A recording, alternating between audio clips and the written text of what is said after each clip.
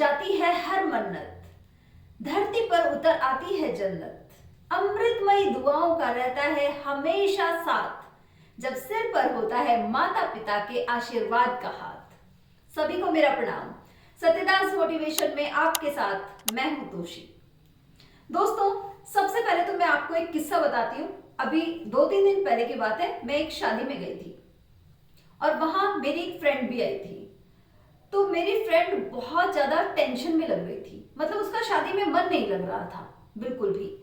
तो मैं उसके पास गई, मैंने पूछा कि भाई इतनी ज्यादा टेंशन में क्यों हो, कोई परेशानी है, मेरे साथ शेयर करूं?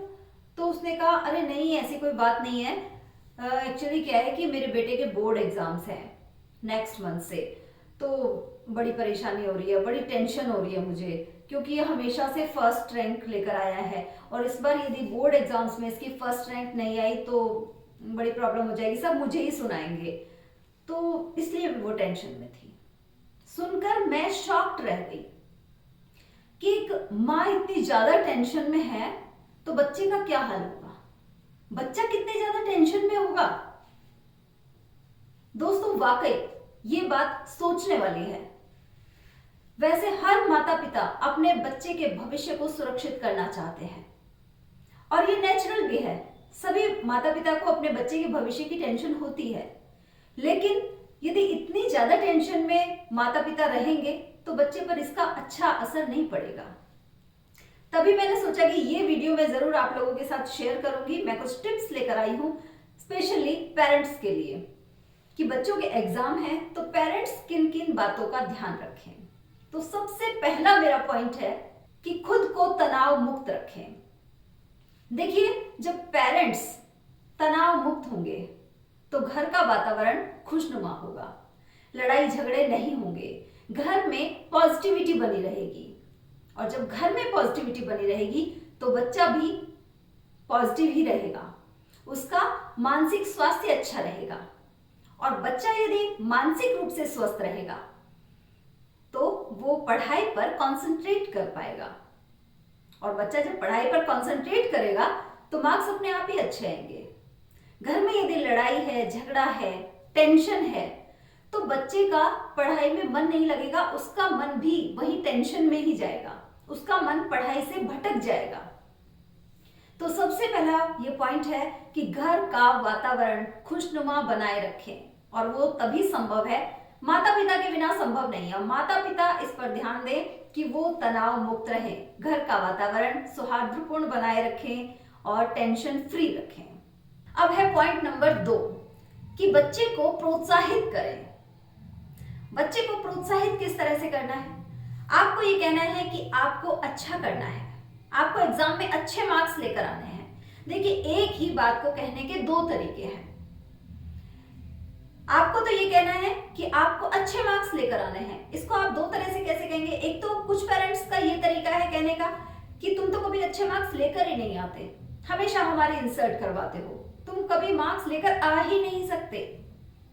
और दूसरा आपका कहने का तरीका ये होना चाहिए कि थोड़ी सी और मेहनत करोगे तो तुम अच्छे मार्क्स लेकर आ सकते हो, तुम बहुत अच्छे बच्चे हो, तुम अच्छा कर सकते हो, बस थोड़ी सी मेहनत करने की जरूरत है। और यदि आपके बच्चे के हमेशा अच्छे मार्क्स आते रहे हैं तो आपको ये कहना है कि तुम और अच्छा कर सकते हो, तुम हमेशा अच्छा करते हो लेकिन थोड़ी सी मेहनत और करोगे ना तो टॉप कर सकते हो तुम। तो पॉजिटिव वे में यदि आप कहोगे तो बच्चा प्रोत्साहित होगा और उसे लगेगा कि हाँ, मैं तो कर सकता हूं, तो फिर वो और मेहनत करेगा। हमारा नेक्स्ट पॉइंट है भावनात्मक समर्थन दें।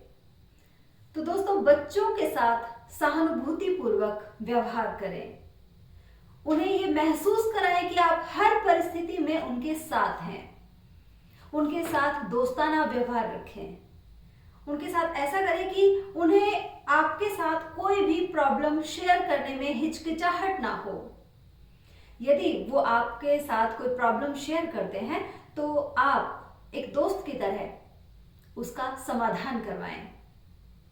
तो इस तरह से वो भावनात्मक रूप से आपके साथ जुड़ा रहेगा। हमारा नेक्स्ट पॉइंट है स्क्रीन से दूरी। जी हाँ, माता पिता को सैक्रिफाइस हमेशा करना ही पड़ता है, तो ये सेक्रीफाइस भी आपको करना है। देखो, बच्चे की तो स्क्रीन से दूरी बनानी ही है, लेकिन साथ में आपको भी स्क्रीन से दूरी बनाकर रखनी है। यदि बच्चा घर पर है और वो पढ़ाई कर रहा है स्पेशली, तो फिर आपको घर में टीवी, मोबाइल से आपको भी दूरी बनानी है।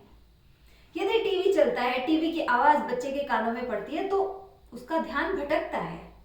यदि आप मोबाइल देख रहे हैं तो उससे भी उसका ध्यान भटकेगा। तो बेहतर होगा कि जब वो घर पर नहीं है, आप अपना मोबाइल का काम तब कर लें। यदि टीवी चलाना जरूरी है, मोबाइल लैपटॉप चलाना जरूरी है, तो बिल्कुल उसकी वॉल्यूम थोड़ा कम रखें, जिससे कि बच्चे को डिस्टर्ब ना हो। नेक्स्ट पॉइंट है समय का महत्व। आप अपने बच्चे को बताएं कि समय कितना महत्वपूर्ण है, कितना अनमोल है समय। देखिए, बच्चे जो होते हैं वो तो अनुभवहीन हैं और आप अनुभवी हैं, तो इसलिए आपको बताना पड़ेगा अपने बच्चे को कि ये जो समय है, यदि ये चला जाएगा तो ये लौट कर वापस नहीं आएगा। ये आपको समझाना होगा उसे। आप उसे बताएं कि अपना टाइम टेबल बनाएं, पढ़ने के लिए अपना टाइम टेबल बनाएं, और ऐसा टाइम टेबल बनाएं जिसे वो फॉलो भी कर सके। यूं नहीं कि टाइम टेबल तो ऐसा बना लिया, अरे वहां इतने ये पढ़ना है, ये पढ़ना है, ये पढ़ना है, और फिर टाइम टेबल फॉलो ही नहीं कर पा रहे। ऐसा नहीं, टाइम टेबल ऐसा बनाए कि वो उसे फॉलो करे, और उसे कहें कि टाइम टेबल में थोड़ा सा समय मनोरंजन के लिए भी निकालें। मनोरंजन से मतलब टीवी तो देखना नहीं है, मोबाइल यूज करना नहीं है, तो मनोरंजन कैसे होगा? मनोरंजन से मेरा मतलब है एग्जाम डेज में कि वॉक पे चला जाए, मतलब आधे घंटे की वॉक हो, टहल ले। क्योंकि क्या होता है कि नेचर के संपर्क में आने से माइंड फ्रेश हो जाता है। फ्रेशनेस जरूरी है, उससे और अच्छी पढ़ाई होगी। तो इसलिए समय का महत्व बताएं। और समय की बात चल रही है तो एक चीज और शेयर करना चाहूंगी कि सभी बच्चों का अपना पढ़ने का समय ना अलग अलग होता है। मोस्टली लोगों का कहना है कि सुबह के वक्त बहुत अच्छी पढ़ाई होती है। वो बच्चों का प्रेशर डालते हैं कि भाई सुबह पढ़ो, सुबह की पढ़ा हुआ हमेशा याद रहता है, लेकिन ऐसा नहीं है। देखिए, सभी बच्चों का अपना अलग अलग हिसाब है। कुछ बच्चे रात को ज्यादा कंफर्टेबली पढ़ सकते हैं और कुछ सुबह उठकर पढ़ सकते हैं। तो ये बच्चे पर छोड़िए, बच्चे को जिस तरह से पसंद है, जब वो कंफर्टेबल है पढ़ने के लिए, उस समय उसे पढ़ने दीजिए। यदि बच्चा रात को पढ़ रहा है तो सुबह उसे थोड़ा सा देरी से उठाएं, जिससे कि उसकी नींद पूरी हो जाए। नींद पूरी होना बेहद जरूरी है। हमारा लास्ट पॉइंट है, कंपटीशन हो खुद से। जी हाँ, बच्चों की तुलना कभी दूसरों से ना करें, ना तो उनके दूसरे भाई बहनों से और ना दूसरे बच्चों से, ना पड़ोस के बच्चों से, ना दूसरे क्लास के बच्चों से। बच्चों का कंपटीशन होना चाहिए खुद से। खुद से कंपटीशन कैसे होगा? यदि बच्चे ने जितने भी मार्क्स उसने ऑब्टेन किए हैं, उसे कहिए कि अब उसे और अच्छा करना है। मतलब जितना उसने पहले स्कोर किया है उससे और अच्छा करना है। तो ये कंपटीशन हो गया खुद से। ये नहीं कहना यदि आपका बच्चा है फर्स्ट रैंक का है, उसका हमेशा उसकी फर्स्ट रैंक आई और लास्ट ईयर उसकी फर्स्ट रैंक नहीं आई थी, तो पूरे साल उसको ताना नहीं मारे। उसे यही ना कहते रहे कि इस बार तो तूने नाक कटवा दी। नहीं नहीं नहीं, हमेशा बच्चों को प्रोत्साहित करें और कहें कि पिछली बार जो किया था बहुत अच्छा किया था, लेकिन इस बार और अच्छा करना है। कंपटीशन का जमाना है, तो इसलिए हमेशा और बेहतर करें। पिछली बार जो किया था उससे और अच्छा करना है, तो ऑब्वियसली वो good, better and the best हो जाएगा। तो दोस्तों, ये टिप्स थे कुछ पेरेंट्स के लिए, और ये तो ध्यान रखना ही है कि अपने बच्चे को हमेशा पौष्टिक खाना दें और उसके प्रयासों को सराहें। जी हाँ, परिणामों को तो सब सराहते हैं, लेकिन आपको उसके प्रयास को भी सराहना है। तो दोस्तों, यदि आपको ये वीडियो अच्छा लगा हो तो इसे ज्यादा से ज्यादा शेयर करें, लाइक करें, कमेंट्स करें और सब्सक्राइब करना ना भूलें। धन्यवाद।